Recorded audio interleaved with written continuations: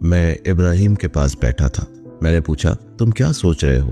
اس نے تھوڑی دیر خاموشی اختیار کی اور پھر کہا ماشاءاللہ عزیزی مائنز کے بیچوں بیچ آ گرا تھا، دشمن کے مورچے کے قریب، لیکن جب میں اسے ڈھونڈنے گیا تو وہ وہاں نہیں تھا۔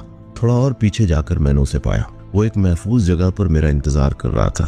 بعد میں ماشاءاللہ عزیزی جو ایک نوجوان اور بہادر استاد تھا، اس نے واقعہ یوں بیان کیا، میرا بہت سا خون بہہ چکا تھا اور میں بے ہوش ہو گیا تھا۔ دشمن کو یقین ہو چکا تھا کہ میں زندہ نہیں ہوں۔ میں عجیب سی حالت میں تھا اور بس زیر لب دوہرا رہا تھا یا صاحب الزمان ادرکنی۔ جب اندھیرا ہوا تو میں نے مشکل سے اپنی آنکھیں کھولی۔ کیا دیکھا کہ ایک نورانی اور خوبصورت جوان میرے سر کے پاس کھڑا ہے۔